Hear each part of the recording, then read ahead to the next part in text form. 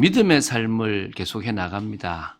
믿음의 삶을 계속해 나가는 중에 여러분들이 조금 자꾸 생각되는 게, 믿음의 삶은 내가 열심히 뭔가를 잘 사는 삶이 아니고 하나님과의 관계를 계속 회복하고 그 관계를 계속 유지해 나가는 것임을 알게 될 겁니다. 그러니까 핵심은 이거예요. 내가 하나님과의 관계가 잘 돼 있고 하나님을 향해서 올바른 믿음을 가지고 있으면 사람을 의지하지 않습니다. 사람에 기대지도 않습니다. 그리고 사람과의 모든 것들에 대해서 그냥 넘어서게 됩니다. 그런데 지금 사람들은 갈수록 뭡니까? 사람들과 관계가 심각해져 갑니다. 왜냐하면 각자가 다 자기가 자기 인생의 중심에 있고 자기를 위해서 살아가요. 자기 이익을 위해서 살아가니까 조금 이익이 맞을 때는 둘이가 이렇게 하나가 돼요. 근데 이익이 안 맞으면 어떻게 됩니까? 갈라져 버려요. 거기서 싸워버리는 거예요. 그래서 이렇게 누군가는 의도치 않았는데 가해자가 되고 누군가는 원치 않는 피해자가 되는 거예요. 어떤 사람은 잘하려고 하다가 물질적으로 이렇게 망하는 바람에 다른 사람한테 빌렸던 돈을 갚지 못해서 가해자가 되기도 하고 또 부도가 남으로 말미암아 또 가해자가 되기도 하는 경우들이 생깁니다. 이게 개인만 망하는 게 아니라 가족이 망하기도 하고 또 잘못해서 사고가 나서 가정이 죽기도 하고 좀 의도가 있기도 하다 보니까 누군가는 큰 상처를 받고 누군가는 그 아픔으로 이 마음속에 용서하지 못하는 일명 그 원수의 관계를 가지고 살아가게 돼요. 우리가 여러분 지금 한번 생각해 보세요. 여러분이 지금까지 쭉 지내오면서 인생을 살아오면서 이 사람은 만나기 싫어 이런 사람이 있을 거 아닙니까? 내가 이 사람은 용서하지 못해. 나한테 큰 상처를 줬어. 나는 그 사람을 믿었는데 나는 그 사람한테 내 인생을 그래도 이렇게 걸었는데 나한테 그렇게 실망을 줬어. 결국 자기밖에 모르더라. 이런 생각을 가지는 사람들이 있잖아요. 그렇죠. 여러분 인생을 살아가는데 지나쳤는지도 모르는 사람은 별로 여러분에게 영향을 주지 않아요. 그런데 여러분이 지금 미워하는 사람, 용서가 안 되는 사람은 여러분들이 어느 정도는 의지도 했고 여러분들이 그 사람을 통해서 행복을 바라기도 했기 때문에 오히려 거기서 뭐가 옵니까? 실망이 오고 또 상처가 되고 또 내가 큰 피해를 입었기 때문에 지금 미워지고 관계하기 싫고 마주치기도 싫은 모습이 있습니다. 저도 있습니다. 저도 목회자들 중에도 있고요. 제가 모셨던 분들 중에서도 좀 안 봤으면 싶다 이런 분도 사실 있고요. 또 사실은 저한테 아주 해코지했던 사람들에 대해서 저는 어떨 때는 용서가 안 되는 경우도 사실은 저도 사실은 있습니다. 근데 그게 사람을 좀 이해하면서 바뀌었어요. 사실은 제가 가장 미워했던 사람 중에 한 사람이 저를 늘 말하지만 저희 아버지였어요. 진짜 죽었으면 좋겠고 어떻게 자식한테 저럴 수 있냐라는 생각을 가지고 살았는데 그래서 아버지는 아버지의 역할 또 당신이 드러나는 것 외에 당신이 낳았던 자식들에 대해서는 관심도 가지지 않는 그런 사람이라는 생각을 가져서 아버지는 가해자, 우리는 피해자라는 생각을 가지고 살았어요. 근데 어느 순간에 제가 복음을 딱 알고 아버지 인생이 보였어요. 아버지 인생이 보이니까 어떤 결과가 나오냐니까 아버지가 불쌍하더라고. 제가 몇 번 얘기했잖아요. 팔남의 장남으로 8살 때부터 지게를 지고 일을 하고 학교 문턱에도 가보지 못했던 참 똑똑한데 늘 어찌 보면은 장남으로서 치였던 사람이고 자식한테 뭘 해줄지도 모르는 사람이구나. 이거를 딱 알고 나니까 그렇다고 해서 마음이 다 누그러진 건 아니지만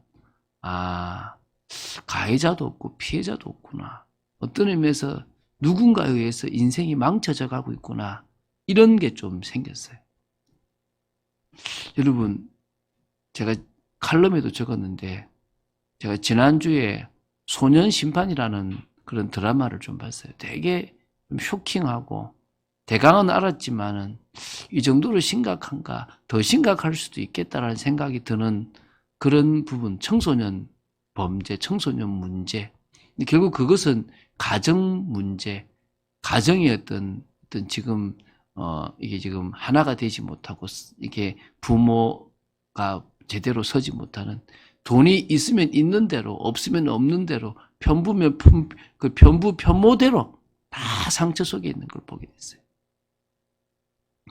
이게 지금 또 다른 문제를 낳아서 그것 때문에 또 한 가정이 무너지고 또 누군가는 죽고 또 누군가는 상처를 입고, 그래서 증오 속에, 고통 속에, 아픔 속에 살아가는 모습들을 봤어요. 우리가 인생의 문제를 다 어떻게 해결하겠습니까? 여러분, 멀리 보지 말고, 물론 앞으로 우리 교회에 그런 사람이 있으면 우리가 감사주고 도와줘야 되겠지만은, 가장 먼저 내가 지금 용서하지 못하는 사람, 화해해야 되는데 아직도 껄끄러운 사람, 그리고 그것 때문에 하나님 앞에 기도할 때마다 뭔가 막힘이 있는 그런 사람이 있다면 오늘 치유받고 용서받고 또 주님으로부터 은혜를 받고 자유함을 누리는 여러분 되시기 바랍니다. 자, 첫 번째 보겠습니다. 누군가를 용서하지 못하는 이유가 있습니다. 그게 저는 세 가지로 봤어요. 마음이 상했기 때문에. 그 사람 때문에 내 마음이 상해버린 거예요. 두 번째는 되돌릴 수 없는 큰 피해를 입었기 때문에. 세 번째는 내가 지금 저 사람을 용서하면 나만 손해보고 나만 비참해진다는 그런 생각이 들기 때문에 용서를 못해요. 1번과 비슷하지만 1번은 좀 다르죠. 1번은 뭐냐? 일단 내 마음이 상해버렸어요. 상대방이 내 자존심을 건드렸고 상대방이 내 인생을 망쳤어요. 그런 얘기를 들었어요. 저 사람이 내 인생 망쳤다. 저 여자가 내 인생 망쳤다. 저 남자가 내 인생 망쳤다. 이런 얘기를 해요. 맞죠? 왜? 내가 정말 잘해보려고 했는데 저 사람이 나를 망쳤다는 거지. 부부 사이에, 형제 사이에, 부모와 자식 사이에, 또 믿었던 친구 사이에, 또 직장인들 사이에, 또 고용주와 고용인 사이에 큰 상처를, 내 마음의 자존심을 건드리고 내 인생을 무너뜨린 만큼 나를 그래 내 인생 망친 것도 있지만 나의 내 자아를 무너뜨리고 나를 무시했다는 거지. 근데 머리로선 용서해야 된다는 생각을 가지고 있어요. 근데 안 돼요. 크리스찬이고 중직자고 어떤 또 집사님이다 보니까 주님의 말씀은 용서해야 되는데요. 하기 싫다는 거예요. 뭐가 문제인 줄도 알겠고 내가 먼저 다가가면 되겠는 것도 알겠는데 남편에게 다가가기 싫다는 거고 아내에게 해주기 싫다는 거고 누군가에게 내가 먼저 손 내밀기 싫다는 거예요. 내 마음이 상했다는 거예요. 내 마음이. 왜 내가 이 상한 마음을 풀어야 되냐는 거지. 여러분, 지금 제가 믿음의 삶이라는 것 속에서 우리가 감정 속에서 지금 요동치는 많은 것들을 지금 다루고 있잖아요. 근데 그 모든 것의 집합체가 한마디로 다 모아져서 한마디로 뭐죠? 남하고 관계에서 원한 관계가 있는 거예요. 이거는요, 묵은 거예요. 오래된 거예요. 복합적이라고 할 수 있는 거죠. 두 번째는요, 되돌릴 수 없는 큰 피해를 봤어요, 내가. 저 사람이 내 전 재산을 날렸어. 저 사람이 내 집을 날렸어. 내가 보증서 줬는데 저 사람이 사업을 실패해서 내가 망해버렸어. 어떻게 내가 용서하냐는 거지. 그래서 내 자식을 제대로 키우지도 못했고 결국 우리는 가정이 망가졌는데 내가 어떻게 저 사람을 용서하냐는 거예요. 되돌릴 수 없는 큰 피해. 누군가가 내 자식을 죽이기도 하고 또 장애를 주기도 하고 그래서 정말 되돌릴 수 없어. 다시 그 상태로 갈 수가 없는 그런 모습인데 내가 어떻게 용서하냐는 거지. 저 사람만 아니었으면 그 일만 아니었으면 됐을 건데 내가 왜 그랬을까 막 후회하고 그런 거죠. 그러니까 어떤 사람은 소년 심판에 보면은, 청소년이 차를 막, 이렇게 불법으로 빌려가지고 막 가다가 사고를 당하는데, 오토바이로 배달하는 남편이 죽어버린 거예요. 졸지에 홀로 어린 아이와 뱃속의 아이를 키워야 되는 그런 가장이 되어버리고, 저 6살, 5살, 6살 되는 아이는 아버지를 잃어버린, 그래서 나만 힘든 줄 알았더니 저 아이도 소아 우울증이 왔다네요. 이런 거. 그러는 중에 아이가 또 태어나고. 인생이 그렇잖아요. 되돌릴 수 없는 거. 여러분, 제가 다 얘기 안 해도 여러분 인생에서 경험해봤고, 여러분 주위에 경험해봤고, 또 나는 어떤 때는 가해자가 됐고, 또 어떤 때는 피해자가 됐던 부분일 수 있는 거 아닙니까? 잘 생각해보면 너무나 가슴 아픈 일인 거죠. 세 번째는요, 용서하면 내가 손해본다는 그런 생각이 드는 거예요. 왜 나만 용서해야 되느냐? 왜 나만 양보해야 된다는 거지? 난 싫어, 이번에는. 이런 사람들이 많아요. 큰 거 아니에요. 그냥 늘 나는 내가 먼저 손 내밀어야 되고, 늘 나는 누군가가 무시하는 속에 있고, 이런 거 있잖아요. 그 배후에 사단이 자꾸 나를 건드리고, 내 자존심을 건드리고, 그래서 내 마음을 상하게 만들고, 그 피해로 내 인생이 끝났다고 생각되게 만들고, 그래서 결국은 내 인생을 망치려고 하는 그 배후에 사단이 보여요. 한마디로 지금 감정적인 걸 모든 걸 다 보면요, 그 배후에 사단이 있어요. 그리고 뭐죠? 나를 상하게 만들어서 뭡니까? 죄짓게 만드는 거예요. 그 사람을 밉게 하고 축복하는 게 아니라 저주하고 없었으면 좋겠다 싶고 이런 생각들이 드는 거예요. 근데요, 참 하나님은 내 마음 모르는 것 같아. 그치? 그래서 저 사람 그냥 탁 다리를 하나 똑 불러주든지 아니면 진짜 죽을 똥 살똥 만들어서 내 앞에 탁 무릎 꿇게 하면 좋을 것 같은데, 하나님 뭐라는 줄 아세요? 두 번째, 용서하기를 원하세요. 미치겠네. 용서하기를 원하신다는 거예요. 여러분, 인생을 살아가는데 그렇게 큰 상처 없었다 복입니다, 사실은. 물론 진짜 복일 수는 모르지만 좀 그래도 세상적으로는 복받은 삶이죠. 하나님은 용서하기를 원하세요. 왠지 아십니까? 용서하지 못하는 그 감정이 결국은 뭡니까? 죄가 되어져서 하나님과의 관계가 끊어지기 때문이에요. 그래서 용서하지 못해서 이 하나님과의 관계가 끊어져 버리기 때문에 너는 왜 그 나쁜 사람 때문에 나와의 관계를 끊으려고 하느냐? 이게 하나님 말씀입니다. 이해가 되십니까? 화내서 왜 나와의 관계를 끊냐? 왜 불신앙해서 나와의 관계를 끊냐? 왜 교만해서 나와의 관계를 끊냐? 그게 원한으로 남아서 왜 나와의 관계를 끊냐? 너는 나 없이는 살 수 없어. 차라리 용서해. 그럼 하나님 이런 세상 안 만들면 되잖아요.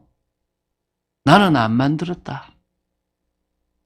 너희 조상 아담과 하와가 타락해서 만든 세상이고 사단에게 속아서 만든 세상이고 너가 욕심에 이끌려서 만든 세상이야. 막으시면 되잖아요. 그러면 우리를 로봇으로 만들어야 돼요. 하나님은 우리의 육신적인 걸 내려놓고 하나님을 바라보기를 원하시는 거예요. 오늘 이 답이 여러분에게 나게 되기를 바랍니다.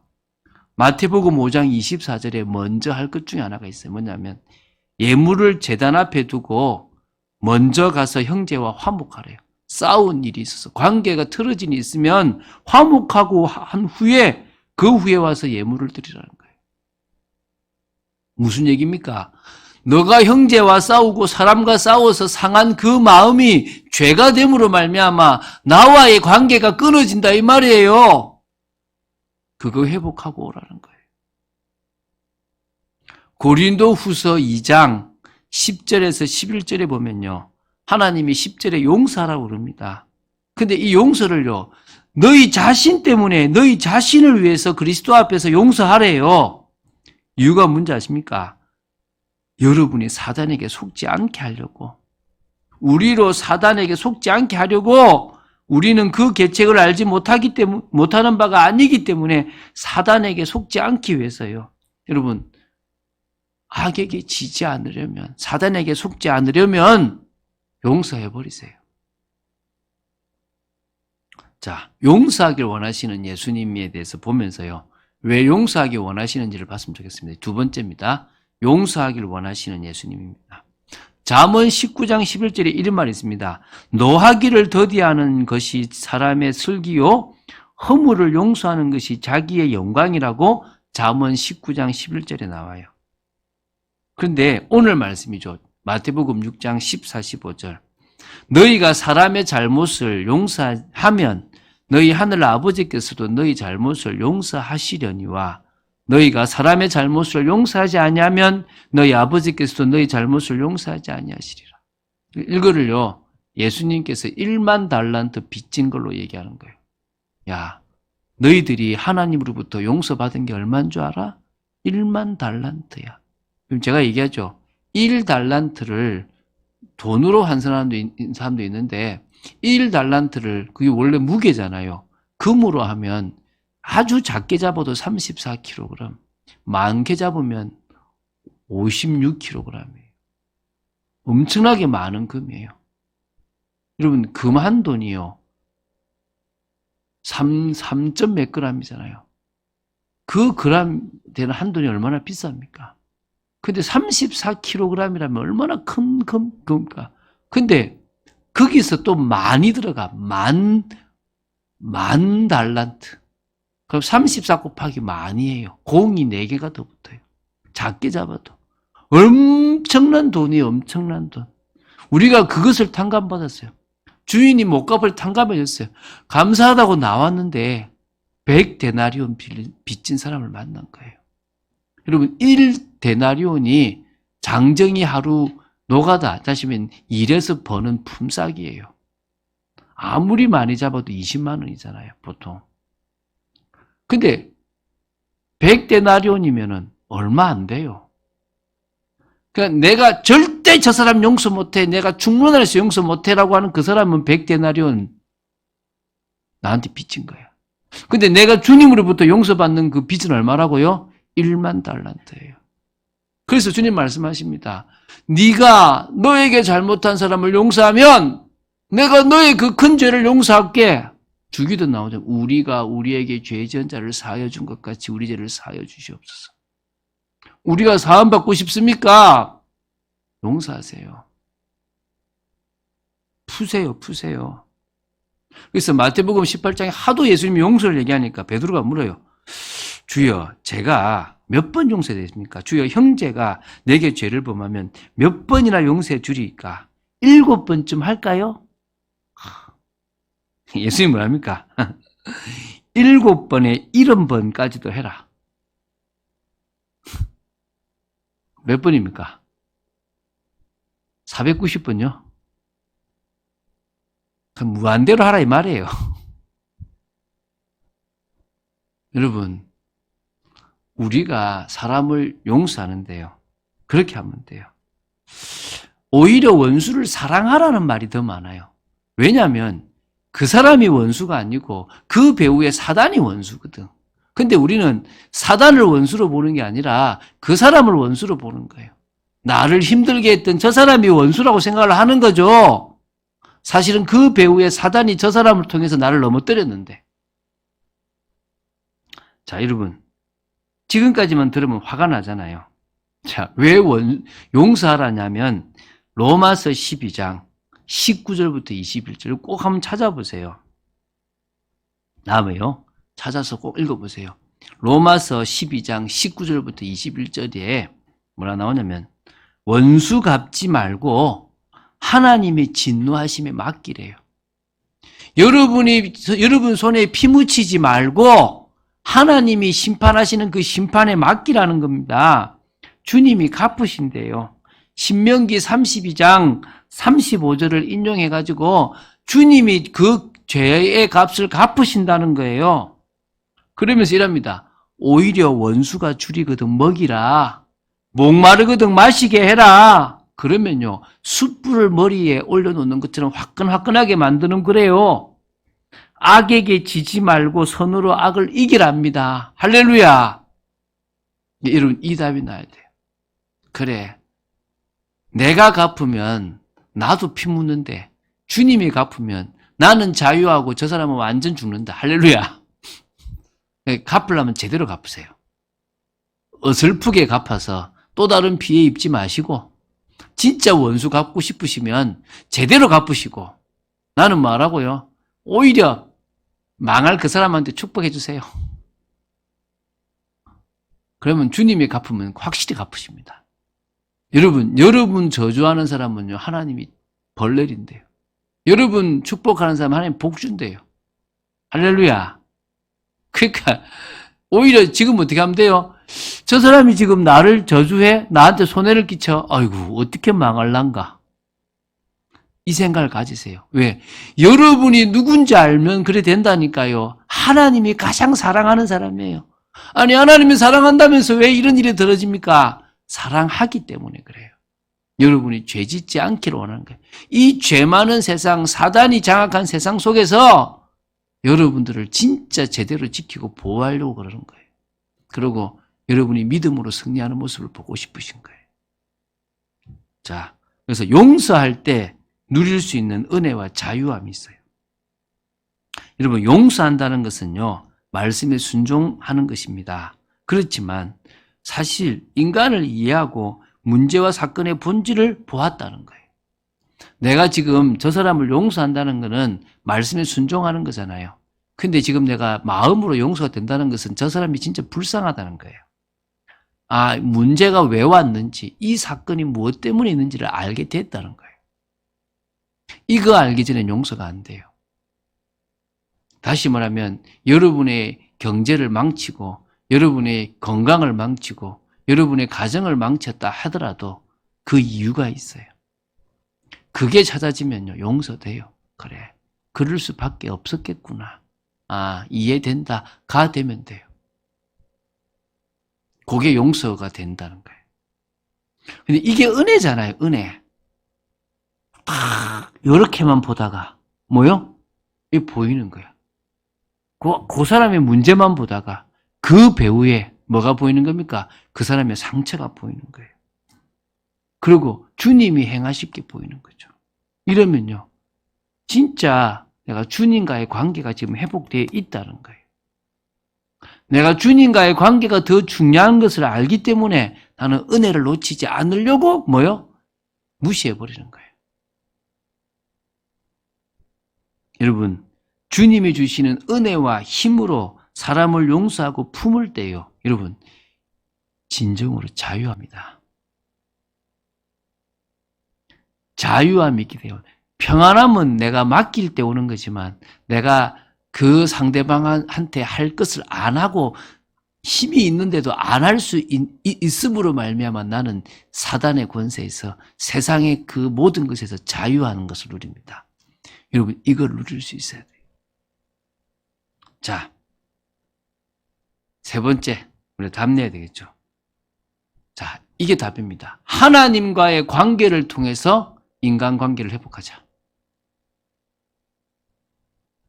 이해되십니까? 결국은 하나님은 화해와 용서를 통해서 하나님 주신 복을 회복하길 원하시는 거예요, 한마디로. 자, 여러분, 인간관계를 잘하고 싶다면 먼저 할 게 있어요. 그게 뭡니까? 하나님과의 관계를 회복하는 거예요.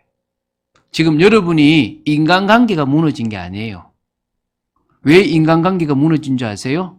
하나님과의 관계가 무너진 거예요. 여러분이 지금 인간관계를 잘 회복하려고 하지 말고 뭐부터 해라고요? 무너진 하나님과 나와의 관계를 회복하세요. 그게 시작이에요. 그게 중요하다니까요. 열심히 막 교회 가서 부르짖고 막 하는 거 말고 주님과 여러분과의 교제가 있어야 돼요. 저는 알아요. 열심히 하다가 낙심한 사람들이 사실은 하나님과의 교제가 없었다는 걸 저는 알아요. 여러분, 열심히 하지 마세요, 제발. 그분과 통하세요. 그분이 여러분 삶의 역사하시는 것을 보면서 나아가세요. 그분이 주시는 은혜로 살아가시기 바랍니다. 은혜가 안 되면 내 삶은 자꾸 민감해요. 신경질 나고 짜증이 나고 분노가 나고 갈등이 나고. 여러분, 사람이요, 피곤하면요, 짜증나잖아요. 사람이요, 내가 지금 배가 고파도 짜증이 나요. 심지어 성적 불만족이 있어도 짜증이 나요. 그래서 노처녀 히스테리라 그러잖아요. 그러면요, 그게요, 내가 짜증이 확 나 있으면요, 그게 자꾸 이어져요. 그거 진짜 푸는 방법은 주님과의 관계 은혜밖에 없어요. 여러분, 그래서 주님과의 관계를 먼저 회복하세요. 이 사람하고 관계를 풀려고 하지 말고 교회 와서 열심히 기도하는 게 중요한 게 아니고 하나님과 통하는 은혜, 성령의 역사를 회복하라니까요. 그리고 두 번째요. 사람을 복음 안에서 말씀으로 이해하세요. 여러분, 사람은 믿을 존재가 아니에요. 의지할 존재가 아니라는 거니까요. 왜 의지하려고 그래요? 그리고 지금 저 사람이 나한테 막 힘든 말 하잖아요. 상처로 자기를 보호하려고 하는 거예요. 그거 이해하면요, 그냥 감싸줄 수 있어요. 저 사람이 지금 가시거든요. 상처가 가시가 돼서 나한테 힘든 말을 하고 있는 거예요. 저 사람이 왜 나한테 그런 줄 아세요? 이익이 안 돼서 그래요. 내가 의지하고 믿어서 문제가 오고, 저 사람이 지금 상처 때문에 가시를 하고 있는 걸 몰라서 그렇고, 저 사람이 이익이 안 돼서 나한테 지금 대어들고 있다는 사실을 모르는 거예요. 어쩔 수 없이 환경 때문에 사기도 치고요. 몸부림치는 거예요. 저 사람에게 은혜가 안 임하면 안 되는 거예요. 여러분, 이번에 울진에 산불 낸 게 뭐 맞는지 모르지만 우리 딸 얘기 들어보니까 60대가 나한테 관심 안 가져준다고 막 불질렀다고 하더라고요. 그 지금 얼마나 큰 일이 벌어집니까, 지금 이게. 나 좀 봐달라 이거예요, 한마디로. 그 사람을 이해하면요. 옳다는 게 아니에요. 지금 세상이 그런 거예요. 누군가가 그 사람 바라봐 줬다면 그런 사고 안 쳤을 거잖아요. 여러분, 두 번째요. 용서를 위해서 필요한 축복 기도를 시작하세요. 여러분, 용서하고 싶은데 안 되잖아요. 축복 기도하세요. 여러분, 하나님과의 관계가 회복되고 사람이 이해되기 시작한다면 마음이 풀린 거예요. 여러분, 마음이 풀렸으면 그때부터 뭐하느냐? 아직 손 내밀기는 싫으면 축복 기도를 하세요. 그냥 하나님 저 사람 사랑해 주시고. 제가 얘기하잖아요. 차가 와서 팍 깨들면 이래 예수 믿어 복 받으라 이러세요. 망하라고 하지 마세요. 왜? 망할 것 같으면 더 미친 짓 할 수 있다니까요. 축복 기도 그냥 해주세요. 그냥. 그게 더 피해를 안 보는 거예요. 그 용서는 그 사람에 대한 분노와 악감정을 제거하는 거예요. 여러분, 상대방이 나한테 손 내밀지 않고 잘못하지 않았다 그런데 내가 먼저 네 용서할게. 그럴 필요는 없어요. 그것까지 하라는 건 아니에요. 그냥 저주하고 싶은 악감정을 내려놓으라는 거예요. 그냥 평범한 한 사람이에요. 그냥 마주치면 반갑네 웃을 수 있으면 돼요. 그냥 아무런 감정 없으면 된다니까요. 여러분, 용서하라고 해가지고 부둥켜 안고 내가 너 용서 이러지 않아도 돼요. 상대방이 그걸 바라면 그렇게 하고 그러지 않으면 그냥 가만히 계세요. 그게 용서라니까요. 자, 그래서요, 세 번째입니다. 복음적인 관계를 만들어가는 믿음의 삶을 살아야 돼요. 결국 우리는 이거 하는 거예요. 복음적인 관계를 계속 만들어가는 거예요. 유익한 관계.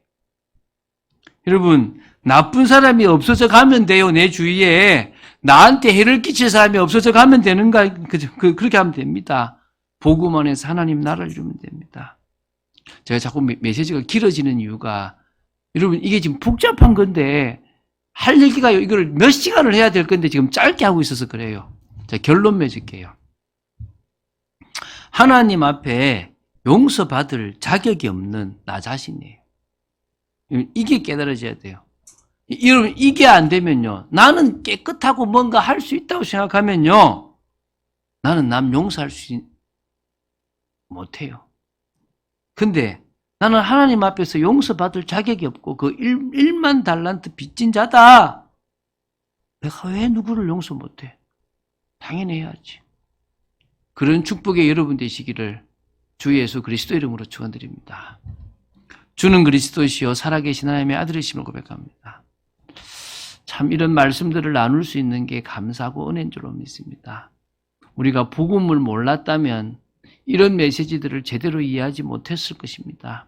아버지, 복음이 모르는 사람이라면 더 복음을 아는 시간 되게 하시고, 아버지, 복음을 안다면 진짜 이런 부분들을 제대로 이해해서 하나님과의 관계를 회복하고 정말 참응답 받는 축복의 사람들로 세워 주시옵소서. 주 예수 그리스도 이름으로 기도드립니다. 아멘.